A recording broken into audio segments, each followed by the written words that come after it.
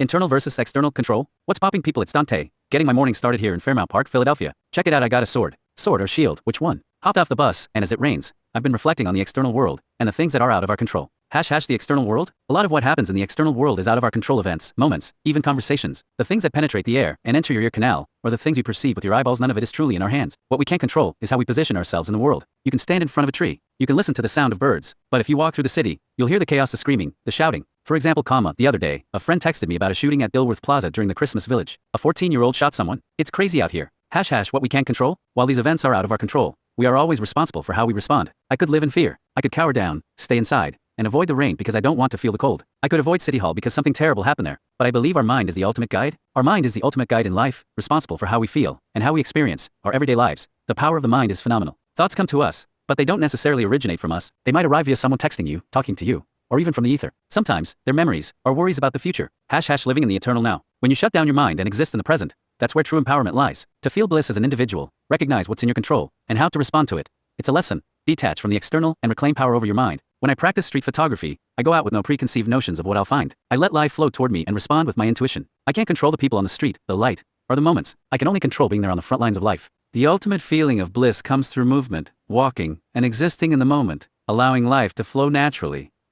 Alignment with nature. To align with nature, there needs to be a connection between the mind, body, and spirit. I remind myself daily, I am responsible for my thoughts. I am responsible for where I position my body. External influences will always be there, people, circumstances, events. But the ball is in your court. Reclaiming the power over your mind and spirit is empowering. The ball is in your court. Changing perception. Rain, bad weather, these things can get people down. But is there really such a thing as bad weather? There is no such thing as bad weather. There is only your perception of it. When you shift your perception, you reclaim your internal state. The external world may be out of your control, but your mind, body, and spirit are yours. Final thoughts? Brush off the pettiness, the drama, and the chaos of the external world. Reclaim your spirit? Take a walk in the rain, as I'm about to do. Whether it's sunny or stormy, nature's beauty is all around. Pro tip: get a raincoat that goes down to your ankles.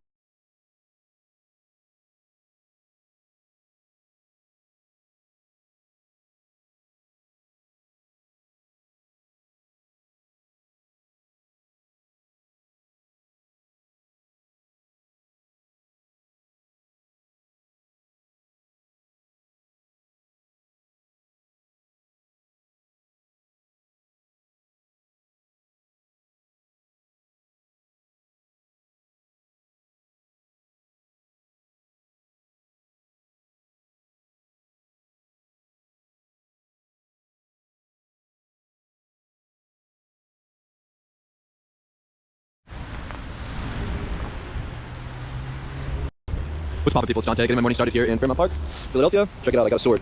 Sword or shield, which one? Pop. And yeah, I'm just headed to work, hopped off the bus. As it rains, currently thinking about the external, out of our control.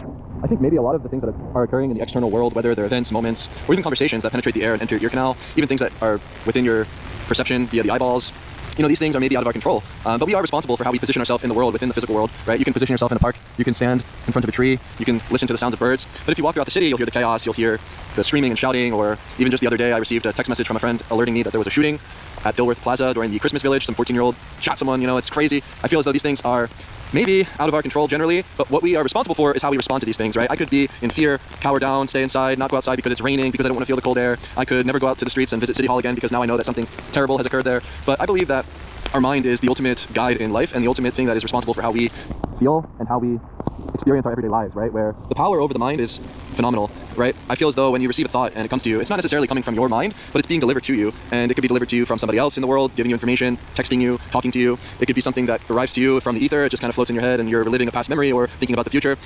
But when you're in the eternal now, sort of just shutting down your mind in a way and kind of existing in the present moment, you know, this to me is the ultimate way to feel empowered as an individual. You know, this human experience is really complex and there's so many things that are out of our control. But we have to recognize, I believe, in order to feel this sensation of bliss, what is in our control and ultimately how to respond to these things. And so I think it's just an important lesson, you know, to basically detach from the external world in a way and recognize the power over your mind.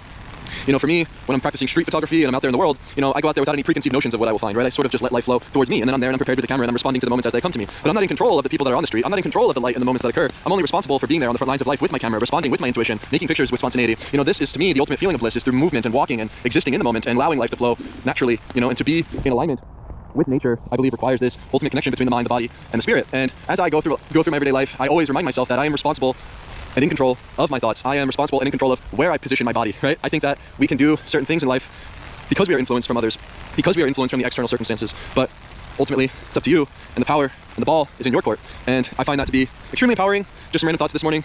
I feel as though the rain and the bad weather can sometimes get people down. I think maybe